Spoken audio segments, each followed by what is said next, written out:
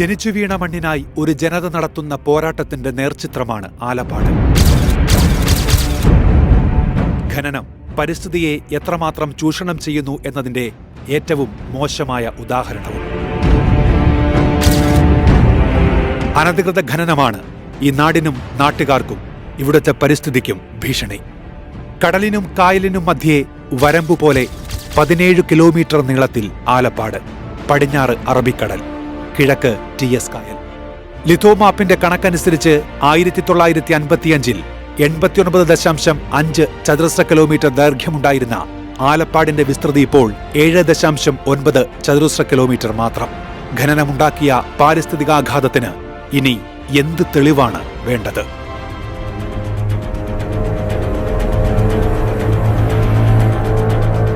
1909-ൽ German സായിപ്പ് ഹെർഷംബർഗാണ് ആലപ്പാടിന്റെ മണ്ണിൽ കരിമണലിന്റെ തിളക്കം കണ്ടെത്തിയത്. തിരുവിതാംകൂർ തീരത്ത് നിന്ന് ജർമ്മനിയിലേക്ക് കയറ്റിയയച്ച കയർ ഉൽപ്പന്നങ്ങളിലാണ് കരിമണലിന്റെ അംശം ആദ്യം കണ്ടെത്തുന്നത്.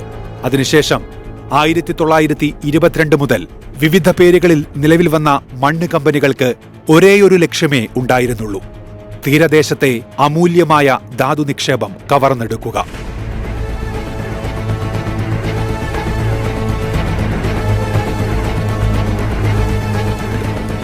1965 മുതൽ കടലിനോടൊപ്പം ഇവിടുത്തെ ജനതയുടെ മനസ്സും ആർത്തിരമ്പുകയാണ്.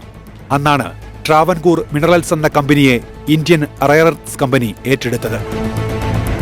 തുടർന്നിങ്ങോട്ട് ആലപ്പാടിന്റെ ജീവനാഡിയിലേക്കായിരുന്നു ഖനനത്തിന്റെ കൈകൾ വന്നു വീണത്. പതിയെ കരിമണൽ ഖനന മേഖലയിൽ നിന്ന് സ്വകാര്യ ഏജൻസികൾ പൂർണ്ണമായും പിന്തള്ളപ്പെട്ടു. ഇപ്പോൾ പൊതുമേഖലാ സ്ഥാപനങ്ങളായ KMML-ഉം IRE-യും മാത്രമാണ് കരിമണൽ ഖനന മേഖലയിൽ ഉള്ളത്.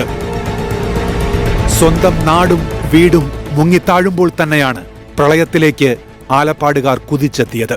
അവർ തന്നെയാണ് ഇപ്പോൾ അതിജീവനമില്ലാതെ നിലയില്ലാ കയത്തിലേക്ക് മുങ്ങിത്താഴുന്നത്. ജനിച്ച മണ്ണിൽ തന്നെ മരിക്കണം, അത് ഞങ്ങളുടെ ഒരു ആഗ്രഹമാണ്.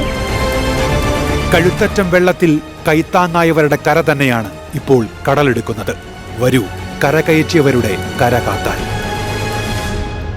Web team 24.